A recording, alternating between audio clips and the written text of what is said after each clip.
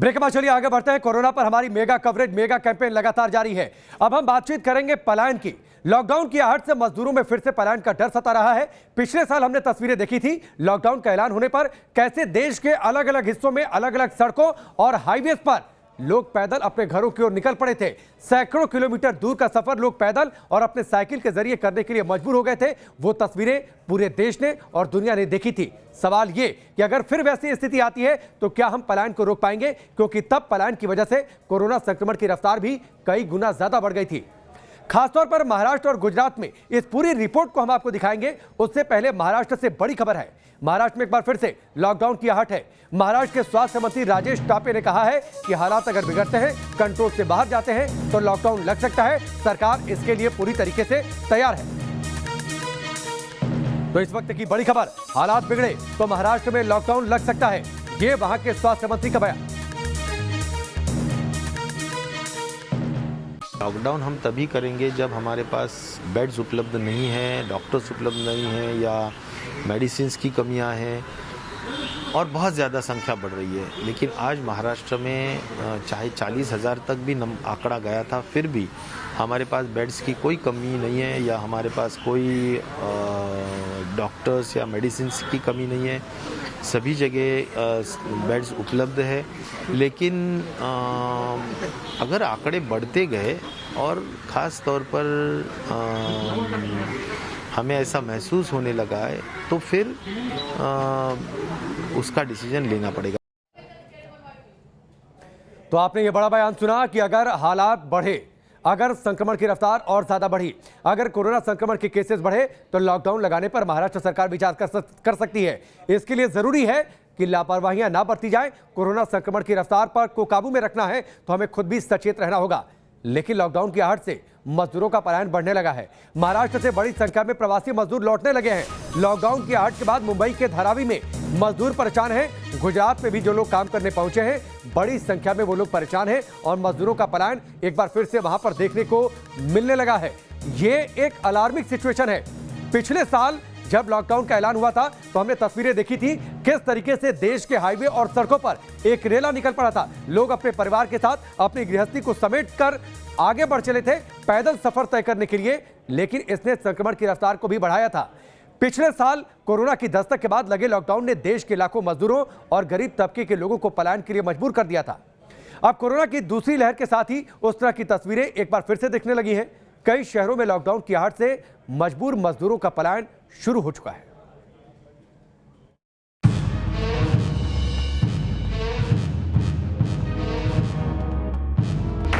नागपुर में लॉकडाउन का खौफ।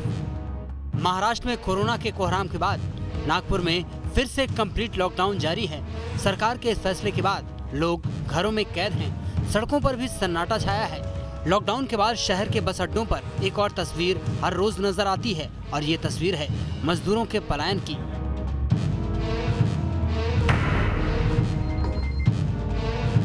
नागपुर के बस अड्डों पर हर रोज सैकड़ों मजदूरों और गरीब तबके के लोगों की भीड़ उमड़ रही है। ये वो लोग हैं जो काम धंधे चौपट हो जाने के बाद हर हाल में शहर से निकल जाना चाहते हैं।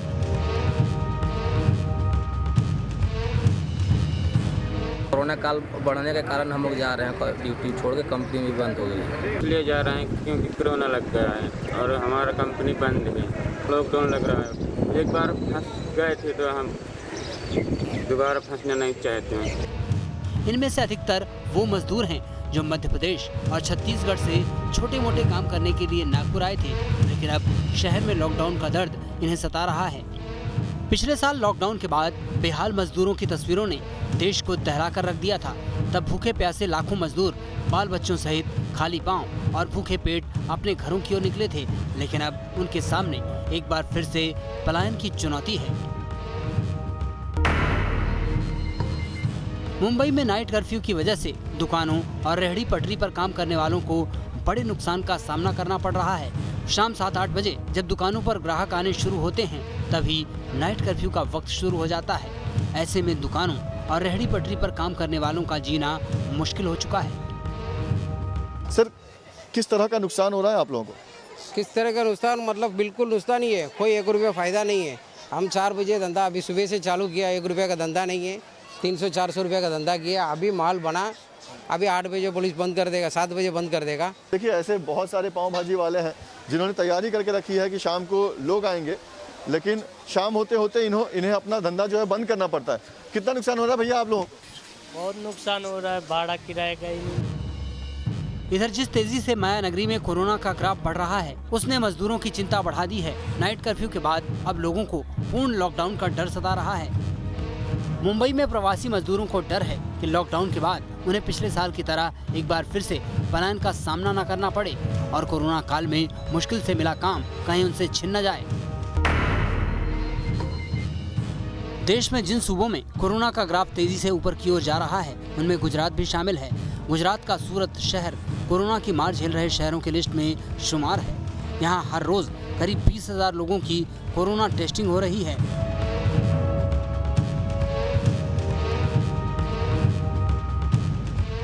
सूरत में करीब 60,000 मामले सामने आ चुके हैं। यहाँ कोरोना से अब तक 1151 लोगों की मौत हो चुकी है। कोरोना के नए स्ट्रेन की वजह से भी मामले तेजी से बढ़े हैं। हालांकि प्रशासन सूरत में कारोबार और कामकाज रोकने के किसी भी प्लान पर फिलहाल काम नहीं कर रहा। लेकिन पिछले साल लॉकडाउन और पलायन के दर्द को मजदूर अभी भूले नहीं हैं और इस साल भी कोरोना के मामले बढ़ने और प्रशासन की सख्ती को देखते हुए मजदूरों ने पलायन शुरू कर दिया है। Team news nation. तो ये तस्वीरें आपने देखी किस तरीके से सूरत और नागपुर से एक बार फिर से मजदूरों का पलायन शुरू हो चुका है। मजबूरी में ही सही। स्वाति माहेश्वरी हमारे साथ जुड़ चुकी हैं जो कि हेल्थ एक्सपर्ट हैं। इनके अलावा पूरब पटेल हमारे सहयोगी अहमदाबाद से जुड़ चुके हैं और साथ ही पंकज हमारे सहयोगी मुंबई से जुड़ चुके हैं। लेकिन स्वाति माहेश्वरी, सबसे पहले मैं आपके पास आता हूं। पिछले साल जो पलायन हुआ था, जो तस्वीरें हमने देखी थी, हृदय विदारक वो तस्वीरें थी जब लोग अपने परिवार, अपनी गृहस्थी को समेट कर निकल पड़े थे। लेकिन उन तस्वीरों ने, उस पलायन ने कोरोना संक्रमण की रफ्तार को बढ़ाया भी था। आपको लगता है कि अब सरकारों को एक मैकेनिज्म डेवलप करना चाहिए कि वैसी स्थिति आए तो पलायन को रोके कैसे? बिल्कुल करना चाहिए। देखिए, पिछली बार हम लोग इस चीज़ के लिए तैयार नहीं थे और किसी ने नहीं सोचा था कि इतने बड़े पैमाने पर पलायन होगा। लेकिन आज हमें मालूम है कि अगर हम लॉकडाउन की तरफ धीरे धीरे खिसक रहे हैं, अगर उसने दस्तक दे दी है तो ये दिक्कत परेशानी सामने आएगी और जिसका आगाज भी हो चुका है। ऐसे में सरकार को ज़रूर पहले से सोचना चाहिए कि किस तरह से हम इसको कंटेन करेंगे, क्योंकि देखिए ज़्यादातर पलायन जो हो रहा है वो उन शहरों से हो रहा है जो पहले ही हॉटस्पॉट्स बने हुए हैं, जहाँ पहले ही बहुत ज़्यादा संक्रमण है और ऐसे में बहुत सारे एसिम्प्टोमेटिक केसेस होने की संभावना है। और यही लोग जब लौट के अपने गांव जाएंगे, दूसरे शहर जाएंगे, तो संक्रमण यहाँ से और तेजी से दूसरे शहरों में फैलेगा। तो इनको भी रोकना जरूरी है और एक तरह से सरकार को ये भी समझना जरूरी है कि लॉकडाउन हमारे लिए आखिरी विकल्प है, हमारे लिए मजबूरी वाला विकल्प है। और ऐसी स्थिति में हम क्या कदम आज से ही उठाएं ताकि ये स्थिति दोबारा से पैदा ना हो। और अब देखिए, गर्मी का मौसम भी है। ऐसे मौसम में लोग जो पैदल मीलों चल के जाते हैं, बड़े बूढ़े उनके साथ होते हैं, बच्चे उनके साथ होते हैं, ये भी अपने आप में एक बहुत बड़ा खतरा है। रास्ते में उनको तमाम तरह की बीमारियां होती हैं, परेशानियां होती हैं। तो सरकार को पहले ही सोचना होगा कि किस तरह से हम इनको एजुकेट करें, किस तरह से इनको रिहैबिलिटेट करें, कैसे हम इनको खाना पानी शरण दें ताकि जो लॉकडाउन। ठीक है स्वाति जी, मैं आपके पास आता हूँ। थोड़ा सा ग्राउंड पर चलते हैं। जो रिपोर्टर हमारे साथ जुड़े हुए हैं, पूरब पटेल, पिछली बार तो ये कहा गया लॉकडाउन अचानक लगा, तैयारी नहीं थी। अब की बार तो आशंका है और सरकारें पहले से बेहतर तैयारी में भी हैं। क्या आपको तैयारी ये दिखती है कि अगर पलायन होता है, और कुछ तो पलायन शुरू भी हो चुका है, उसको रोकने की कोई कवायद, सरकार की कोई तैयारी?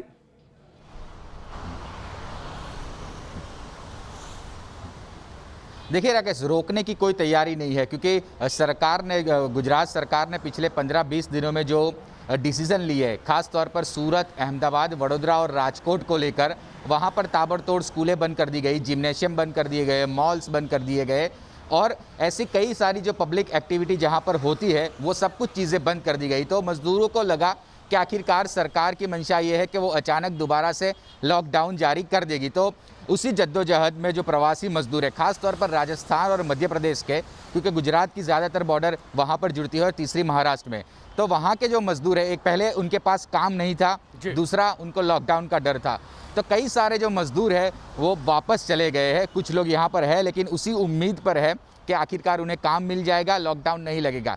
लेकिन राकेश, कोरोना की जो रफ्तार है वो अहमदाबाद IIM से लेकर गांधीनगर विधानसभा तक पहुंच चुकी है अहमदाबाद IIM में 75 से ज़्यादा मामले दर्ज हुए हैं। गुजरात विधानसभा का सदन चल रहा है राकेश, वहाँ पर 12 विधायक पॉजिटिव आए गए हैं। सेक्रेटरी एक्ट है, वहाँ पर 54 मामले दर्ज हुए हैं। तो कहीं ना कहीं संक्रमण है वो तेज़ी से फैल रहा है और सरकार के पास अब कोई ज़्यादा विकल्प नहीं है। सरकार जोर दे रही है कोरोना की गाइडलाइन का पालन कीजिए और वैक्सीनेशन पर जोर दे रही है। तो मज़दूर काफ़ी असमंजस में है कि आखिरकार वो करे तो क्या करे। तो ज़्यादातर मज़दूर जो है वो अपने गांव चले गए हैं और कुछ लोग भी यहाँ पर मौजूद है उसी उम्मीद के आधार पर कि आखिरकार लॉकडाउन नहीं लगेगा और उनकी ज़िंदगी पहले से बेहतर अच्छी तरह से पटरी पर आ जाएगी।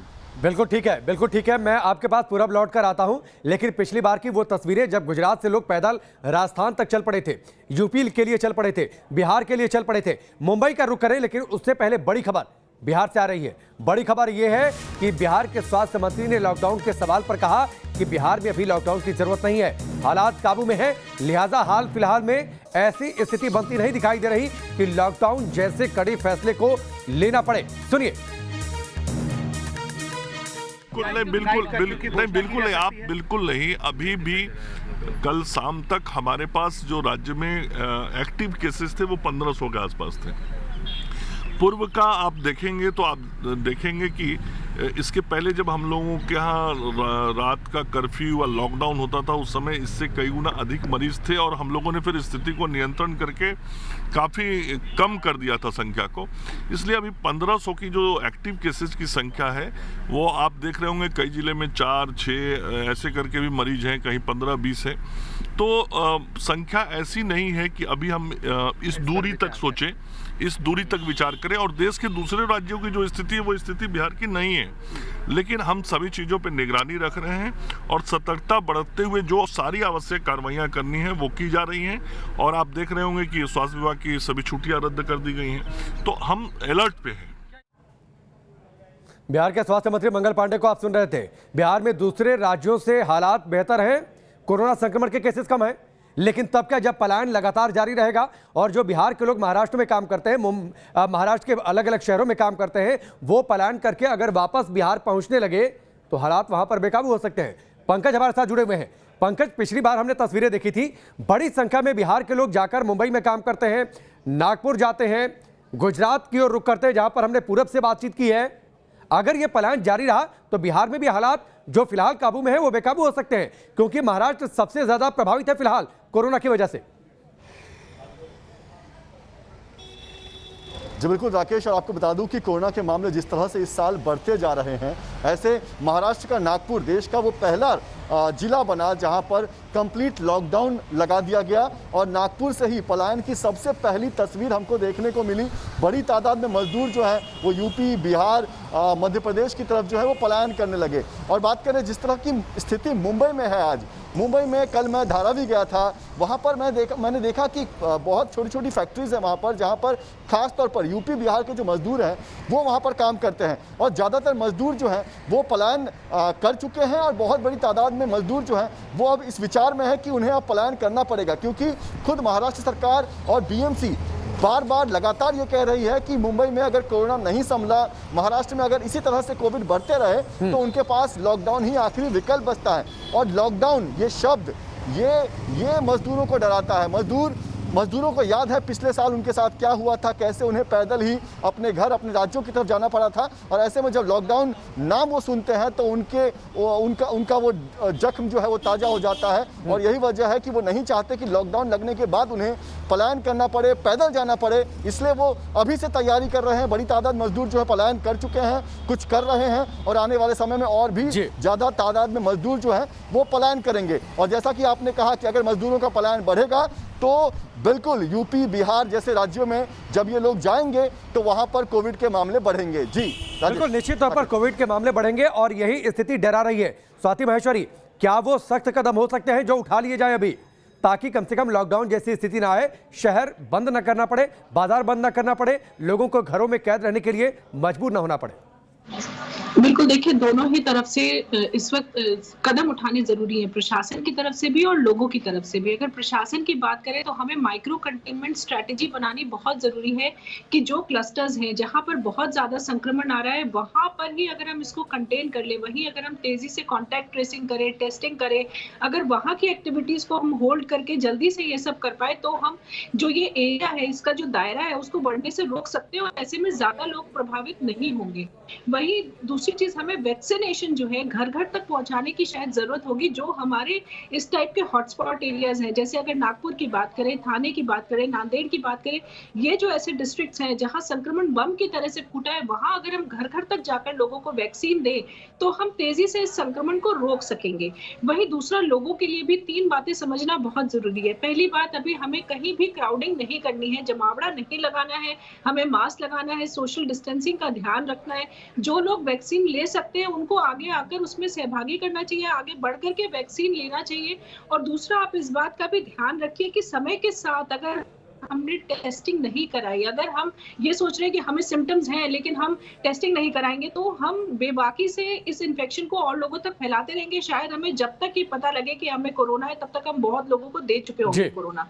तो ये जो एक प्रवृत्ति है कि टेस्ट नहीं कराना है, खुद इलाज कर लेंगे, घर पर इलाज कर लेंगे, ऐसा नहीं करें। पहले ये जरूर पता लगाएं कि आपको कोरोना है या नहीं है। तो ये जो एक गलती हम करते हैं ना करें, तो दोनों ही तरफ से देखिए ताली बजेगी। अगर प्रशासन भी एक्टिवली माइक्रो कंटेनमेंट जोन, देखिए आईएम में, जेल में, कॉलेजेस में, जहां जहां संक्रमण बहुत तेजी से फैल रहा है, ज्यादा लोग पॉजिटिव आ रहे हैं, वहां के लिए हमारी एक अलग स्ट्रैटेजी होना बहुत जरूरी है। और वहां अगर हम वैक्सीनेशन तेजी से करें तो इसमें क्या नुकसान है? जरूरी नहीं है कि हम पूरे भारत में सभी लोगों को दे पा रहे हैं, लेकिन एटलीस्ट हम माइक्रो कंटेनमेंट, जहां से छोटे छोटे बम बन के लोग बाहर निकल रहे हैं, बिल्कुल निश्चित तौर पर उन वैसी जगहों पर जहां पर कोरोना संक्रमण की रफ्तार बेकाबू होती जा रही है, बिल्कुल आपने ठीक कहा कि वहां पर वैक्सीनेशन की रफ्तार बढ़ती जा रही है और वहां पर वैक्सीनेशन की रफ्तार इसलिए भी बढ़ानी जरूरी है ताकि उसको काबू में किया जा सके और वहां पर सबको वैक्सीन दी जाए। ये फिलहाल वहां की जरूरत महसूस होती है। आप सभी हमारे साथ बने रहिए, यहां पर रुकेंगे ब्रेक के लिए। हमारी ये मेगा कवरेज लगातार जारी है।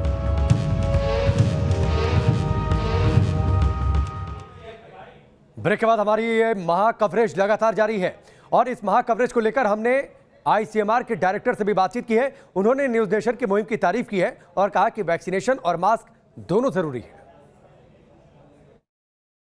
मास्क एक बहुत बड़ी हथियार है ये जंग लड़ने के लिए, और वैक्सीन लगाने की वजह से जो फ़ायदा हमें हो गया ये है कि बीमारी, कोई संक्रमण फैलता है फिर भी बीमारी अग्रसर नहीं हो पाएगा, advance stage of the disease, death, ये सब हम टाल सकते हैं। तो वैक्सीन एक तरफ से काम करेगा और मास्क हमें बचा के रखेंगे कि वो संक्रमण जो होने का चांस है, फैलने का चांस है, उससे रुकावट लाएगा। ये जो कैंपेन है न्यूज़ नेशन का, मैं समर्थन करता हूँ और ये बहुत ही इम्पोर्टेंट, ज़रूरी एक कैंपेन है। हमने इस कैंपेन को चलाया ताकि क्योंकि खतरा बढ़ गया, आप सतर्क रहें, आपको सावधान करना जरूरी था, इसीलिए हमारी ये बड़ी कवरेज लगातार जारी है। यहां पर रुकेंगे ब्रेक के लिए और ब्रेक के बाद आपको दिखाएंगे किस तरीके से लापरवाहियां बढ़ती जा रही हैं। इनको रोकना बेहद जरूरी है। देश की राजधानी दिल्ली की भी तस्वीरें आपको दिखाएंगे। ये लापरवाहियां नहीं रोकी गई तो लॉकडाउन तय है, इसलिए बचिए, सावधान रहिए।